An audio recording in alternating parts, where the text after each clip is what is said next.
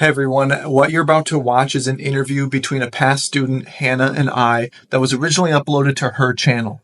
Check out the video, it's really good. It's about how she made her first $1 million in her first year using Etsy ads. If you enjoy the video, go check out her channel and feel free to book a free consultation call with me in the description below. Have a nice one. So as you guys may or may not know, one of the core elements to my first brand, and my second brand, being able to scale to its max profit potential, and really with my first brand, being able to not only scale to the max, but scale extremely fast in one of the most competitive spaces or niches was Etsy ads. So we got to 7 figures in our first calendar year between our Etsy and our Shopify sales channel. But in that first year, our Etsy sales channel made up of 90% of our sales. So a lot of people know me for this video, and I talk about Etsy ads all of the time because Etsy ads, if done properly, should yield you more profit and help build a moat, a layer of competitiveness around your shop. So I thought, who should I come here to talk about Etsy ads with me? What better person than the guy that actually taught me Etsy ads? So in today's interview, I have Dave from Dave AddToCart here speaking with us today, who is going to go over all of the common objections, questions that are centered around mastering your Etsy ads. So I'm really excited because he's not only been on my channel once, but now this is his second time giving us some very valuable information. So without further ado, let's get into today's episode.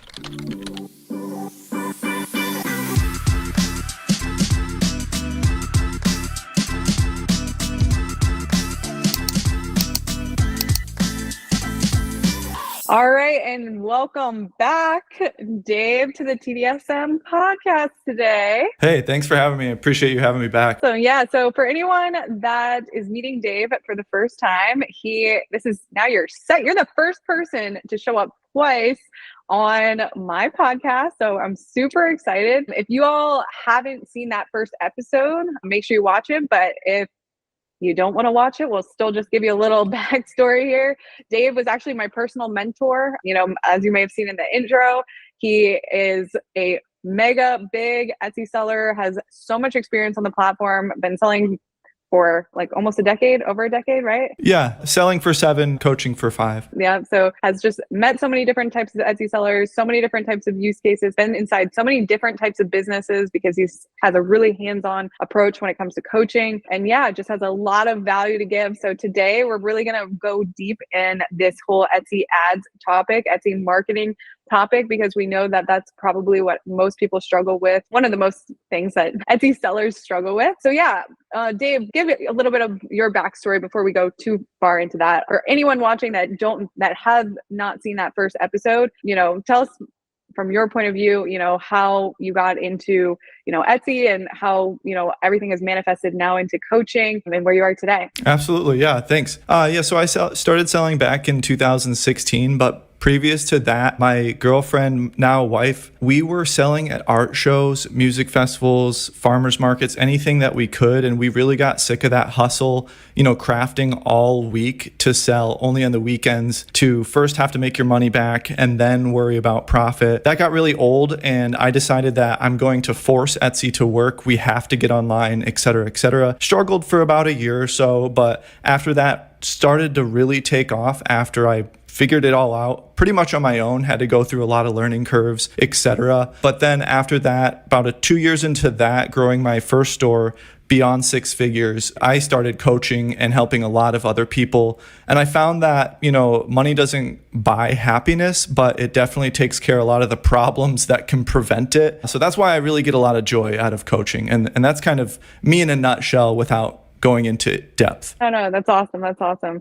Yeah, guys, if you want a really more full in-depth story of that, make sure I'll cue that first podcast episode. Like I said, Dave is a huge contribution to my success on Etsy, so I can't vouch for him enough, and, his channel and all his coaching and everything that basically he provides to this community. So yeah. All right, cool. So let's go into some more Etsy stuff. So what would you say is, out of all the Etsy ads questions you get, or the big things that are key points that Etsy sellers are missing, the FAQs of Etsy ads, what are some of the big things that people point out to you that they're struggling with, or false beliefs, or the mistakes they're making with their ads? Maybe if you can off the top of your head, list out a few of those things and help sellers overcome that whole side of their business? Yeah, absolutely. Good question. Etsy ads is like integral, and it's so important and vital to your entire store's success. It has a massive impact even on your organic listings. So like when you can get that dialed in, your store can really take off. And a lot of people make a lot of different mistakes. And a lot of those mistakes I have found throughout my coaching experience, a lot of those mistakes are from decisions that are emotionally based and not based on, mathematics and reason. A lot of people get salty or get worried or just get sick of not seeing what the numbers that they want to see. So they'll turn things off, they'll restart things, they'll lower the budget, they'll increase the budget, stuff like that. But some of the biggest things is like, what should I have my budget set at? When should I kill a listings ad? And how do I know if I'm profitable? Those are some of the biggest ones. So I guess we could start with the first one I have here on my list is what should I have my budget set at? This is an in-depth topic. Obviously, you want to have it set at the highest you're comfortable with, and preferably the highest that they'll give you. And then from there, once it starts spending more, they're going to increase your maximum budget, obviously. But the big difference between Etsy ads nowadays and Etsy ads when I started, or even like 3, 4, 5 years ago when they switched from promoted listings to Etsy ads, is that you have to really force it and work it and finesse it, honestly, to get it to spend your entire daily budget. When it was promoted listings, whatever you set your daily budget at, it would spend that. And that would be actually a blessing, because if it was spending your max every day, it was just up to you to manage your ads properly and turn off your unprofitable ads. And essentially, then you'd have a money printing machine. That was awesome. That was the quote unquote good old days when you can control your cost per click, your max cost per click, etc. That was great. But with Etsy ads, the only thing we have control over is your daily budget and which ads you're advertising, right? So we have to really focus in on the titles and tags that you choose, because that's where you're aiming, and then your budget kind of shoots it towards those people. And if those people aren't interested, that's going to reflect in a loss of money, because they're going to click, they're going to window shop, and they're not going to like it. And that's assuming, that your photos and your product, etc., is good and your conversion rate is good, because the higher conversion rate is, the higher, the more profitable you're going to be when you do get in front of those people, when the Etsy ads algorithm does decide to show you. But long story short, what should I have my budget set at? As much as you're comfortable with, preferably the max. Then once you see it spending close to that, it's going to increase, and you should increase from there. I know that was kind of a long-winded answer, but that's what you should have your budget set at. To the people that are saying like, oh, I'm just spending a bunch of money, but it's not actually yielding any return, what do you say to that? What is the reason for that? The seller problem, or is it an Etsy ads problem? Totally, it's a seller problem. If you're spending money and you're not profiting, then that means you have a ton of listings that are wasting money. So there's two. You almost alluded to another question that a lot of people get, and I think we should probably go into that now and then talk about that second one.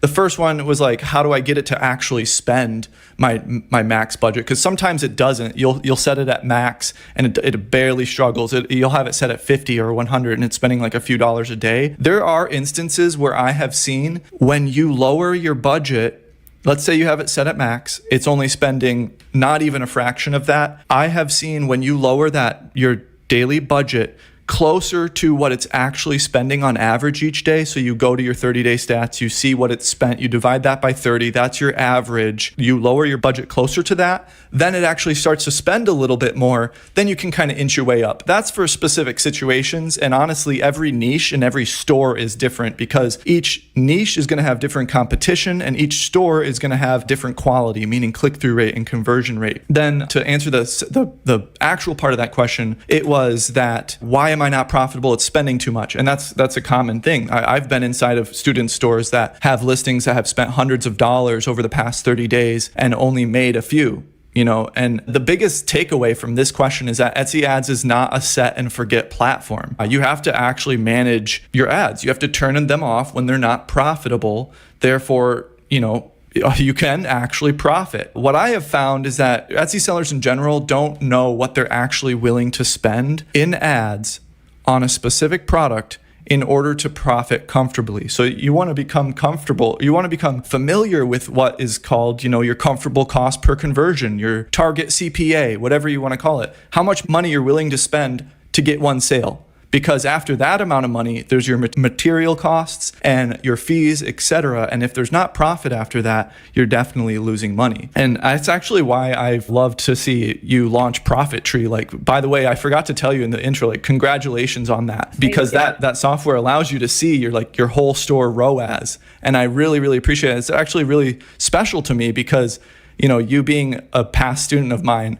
and launching a software, Profit Tree, that's kind of wild to me. Definitely no other students have gone on to launch software. So I definitely congratulate you in that, and actually really love the software. Cool. Yeah. We're still very early, but yeah, I mean, one of the goals is that, we'll give you a lot more clarity with your Etsy ads, because I think that's one of the big, things that people fear is, they already don't know how much money they're making. So like this idea that now I'm going to give more money to something else that is marketing budget or ads, it's like a really scary thing for them because they already don't have a concept of what they're making on a sale by sale or product by product basis or as a collective. So yeah, I'm excited and thank you for that. Thank you a lot. Yeah, absolutely. Like when it comes to tracking your Etsy numbers or even like your numbers in general, like a lot of people, I come across two types of Etsy sellers when it comes to tracking numbers. And that's people that are like spreadsheet freaks and people that love to track every penny. And then it's only, there's no in between. There's only like all the way on the other spectrum where people are like, am I making money or not? My bank account is not where I want it to be. And so there's got to be an in between. And that's why I really liked poking through the dashboard on Profit Tree. But to answer that original question, you have to turn off your ads when they're not profitable. It's just that simple. I know that's a crazy concept, and there's different timelines that you actually want to turn them off in. A lot of people ask, the next question after we talk about that, if I'm not profiting, what should I do? It's to turn off your unprofitable listings. Kind of a duh moment, but for a lot of people it isn't because they do believe it's set and forget. But the next thing that a lot of people ask me is when? When should I actually turn it off? And the answer there is it's not really a when question. It's a money question because we're spending money. We're not looking at a time frame. We're looking at how much has been spent. So if it is spent over your comfortable cost per conversion, you need to turn it off. And then going on from there on an advanced level, 30 days is like the hard stop for me because I have seen Etsy ads don't come back from the dead. They're not going to magically start profiting after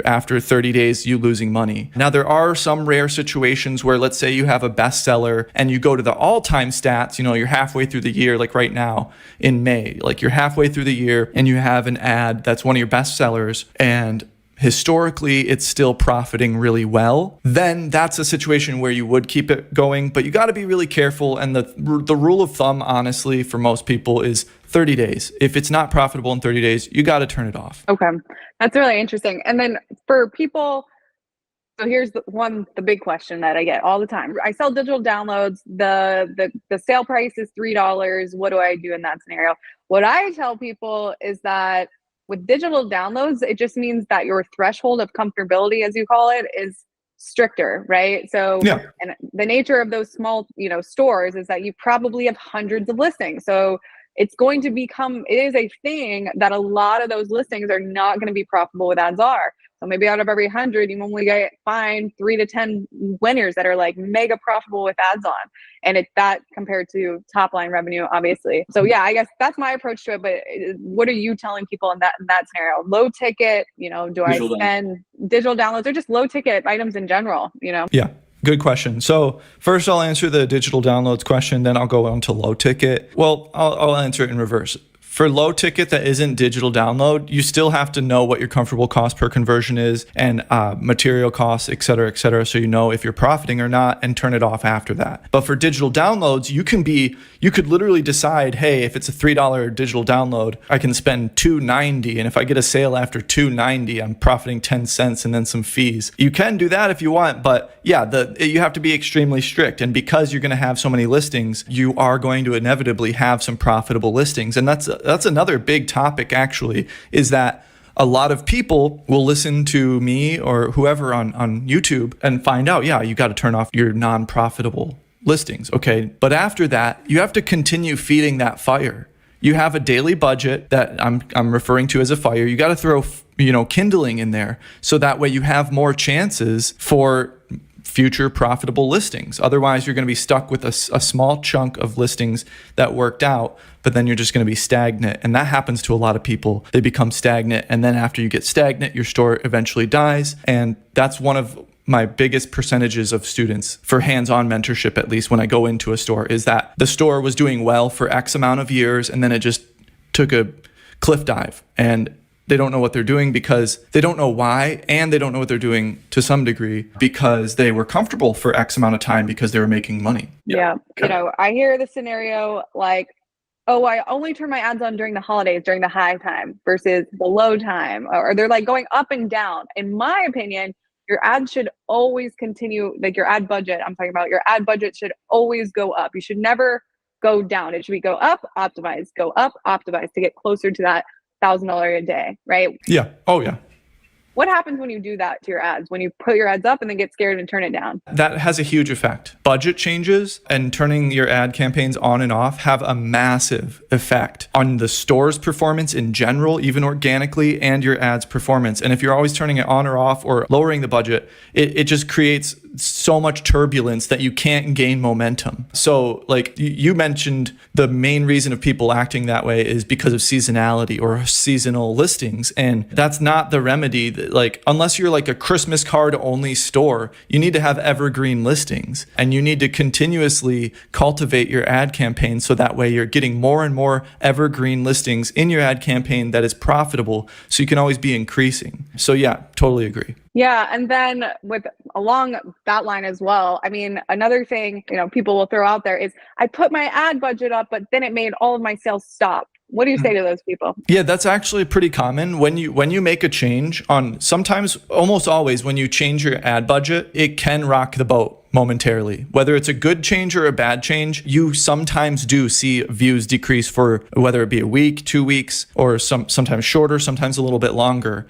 But after that, you should see it bounce back if it was a good change. So yeah, that does happen, and that's common. Yeah. And to that point, just to add on there, it's, you know, a lot of the times people are saying that to me, it's, you know, they're looking at a 2 or 3 day data sample after the change was made, and they immediately have remorse of that decision and think that it messed everything up, but it didn't mess everything up.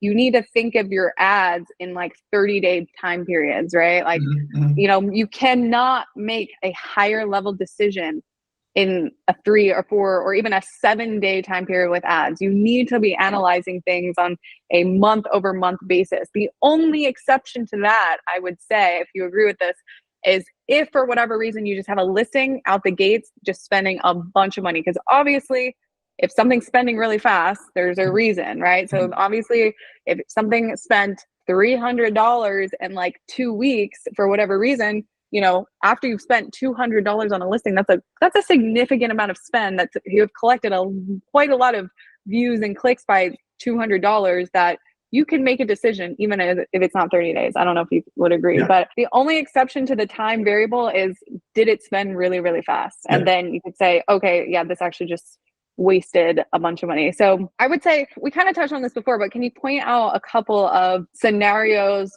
where people are claiming that Etsy ads don't work, but it's actually the reason it's not working is because of these 7 other factors in their store? Like, what are those 7 other factors, basically? Yeah, good question. So like, do you mean like the 7 other factors being things people want to point at and blame? Like, for example, like competition, economy, et cetera, or like things that they can control? They're saying Etsy ads is wasting my budget. It's not working. It's wasting my budget. And then when you go investigate their shop, what is it truly? What do you think it is truly? Yeah, good question. Yeah, so yeah, I have had a lot of students that come to me with Etsy ads. Hey, my Etsy ads aren't doing what I want them to do. And most commonly is that they're not giving it enough fuel to the fire. They're not adding listings to it. It's like a set and forget mentality almost. They never add things to it and continuously test. Like, I remember specifically on a phone call with you in like 2019, you grasped the concept like right away. You were like, okay, I just need to test a lot. And I was like, yep, that's what you need to do. And then shortly after, here we are.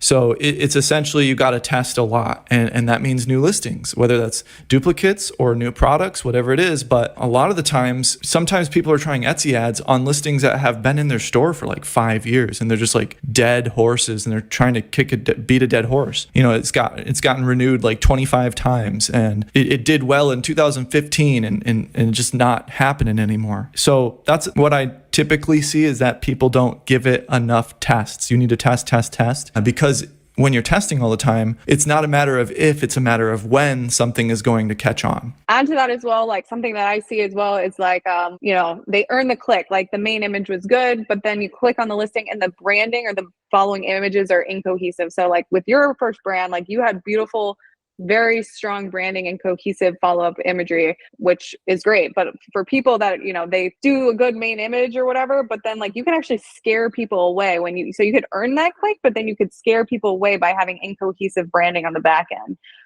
Like whatever you did in that first shot was great, but then the preceding shots, and then you just lost that conversion, right? That's like a big thing as well. If it is spending and it's not profitable, like we said, it's normally the result of a seller issue, not an Etsy ad issue. So time, the incohesive branding, maybe they confuse them in the main image. So like you're showing something that you can't actually purchase when you click on it. Yeah, we're talking like you and I so far, we're referring to just like brass tacks Etsy ad strategy, the settings on Etsy ads. But a huge part of what people don't consider is that, the product has to be good, period. And the algorithm responds to human behavior and measures human behavior. Human behavior meaning conversion rate. How many times do people buy it versus look at it? Click-through rate. How good are your photos? How many times do people click on it versus it showing up on computer screens? I feel like if people were allowed to see their impressions for their organic listings, their heads would explode, because there's thousands of impressions that occur. If your listing shows up on a computer screen, even if their eyeballs looked at it or not, that's still an impression. Because, a lot of people ask, I'm getting a lot of favorites, but I haven't gotten sales yet. If we were able to see impressions, I think our heads would explode. Okay, let's just back up a little bit, and let's like take somebody on a journey that has a brand new Etsy account, and they basically, they're about to launch their first 50 items, right? And they don't know anything about Etsy ads. Give us a little like step-by-step walkthrough of how you would guide them into testing out that first batch of listings. They're going to be a lower ticket item. Let's say it's between $10 to $15, and they're going to go in hard with 50 listings.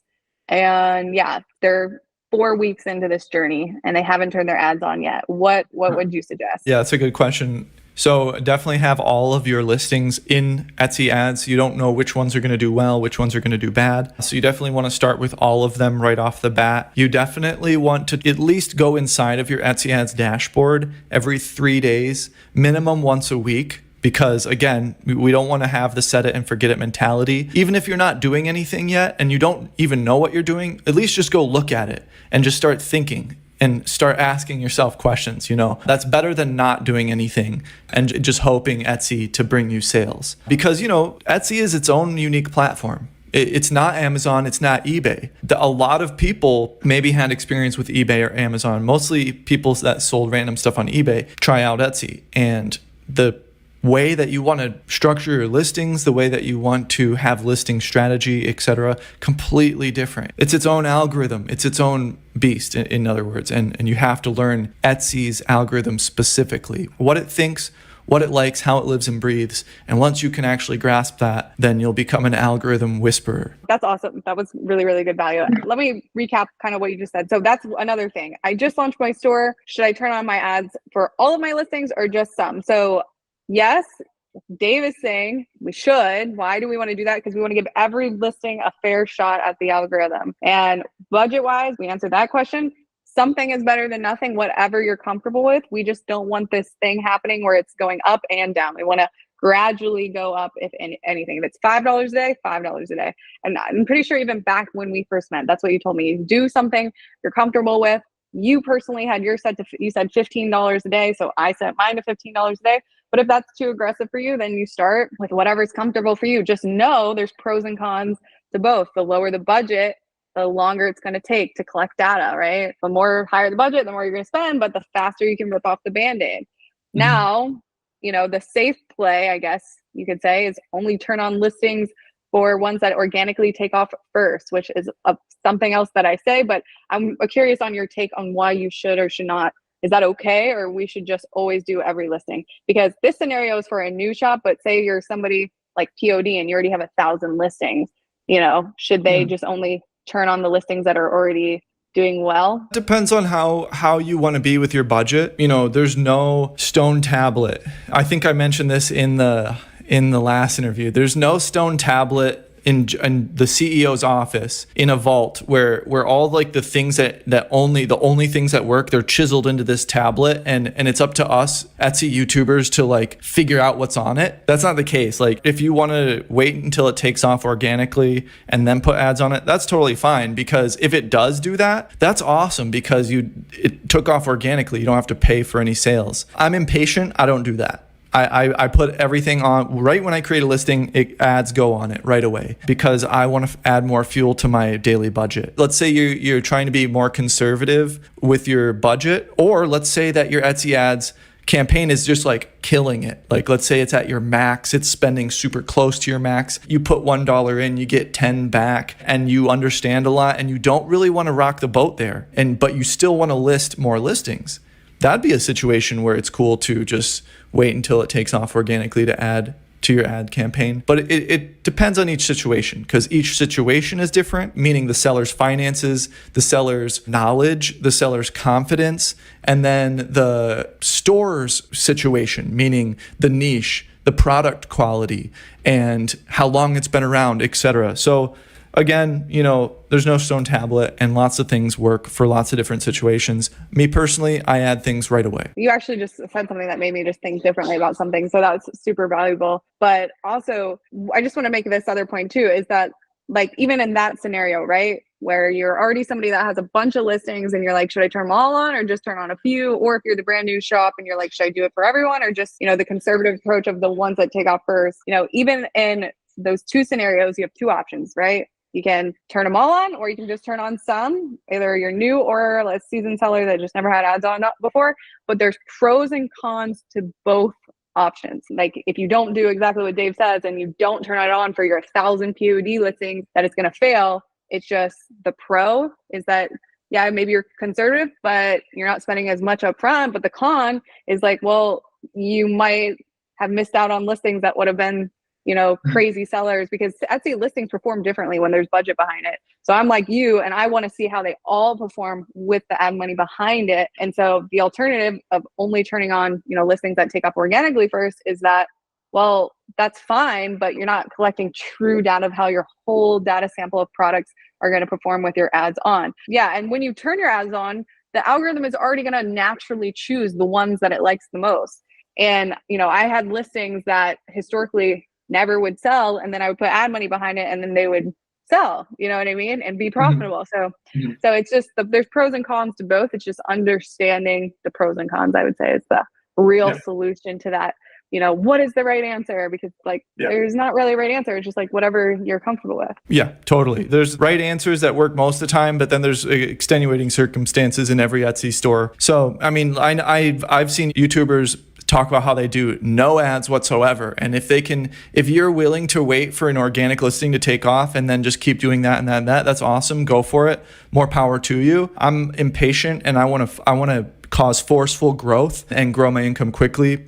So that's how I do it. And yeah. Yeah, this is awesome. I think we got a lot of value out of this conversation. I think we see a lot of things eye to eye when it comes to ads, but you also bring in ideas and theory that make me also think about it in a different way. So I think that's super valuable to all the listeners. And yeah, so tell us more about where our audience can follow up with you. We'll obviously be linking below all of the things down below, so you guys can go to his page and check out everything that he has to offer. But yeah, I guess what else is in store for you? What are other things you're doing right now? Awesome. Yeah. So yeah, you can grab I have a free Etsy Ads cheat sheet. We'll put that in the description below. You can book a free 10-minute consultation call with me, and that's regarding hands-on coaching, where I go into your store, I analyze everything, I do listings for you. It's like I teach you how to fish and I feed you for a day. You get courses with that. And then you can just do an hour coaching with me or buy my courses. It's all going to be in the description below, and I'd love to hear from your listeners. And I really appreciate you having me on because, from our last interview, I had a lot of people contact me, and it was a pleasure speaking to your listeners. And a lot of the listeners knew both of us already. So it was just really cool and pleasant. Yeah, I feel like the quality of our viewers are probably very similar. Definitely, handmade or, even doing print on demand stuff, but really just wanting to do things, I think, on a higher level. So I really appreciate, the people that comment on our videos and listen and tune in, because they're really nice people when you meet them in person. And I don't feel like everyone has that same quality of viewage or audience. So it's cool. I really appreciate you having me on. Yes, for sure. For sure. All right, guys, thank you so much for staying until the end. And Dave, I'm sure we'll have you on here many more times to come, because you're a wealth of knowledge and so have so much value to give. So just thank you for sticking around for this last hour or so. All right, guys. Bye.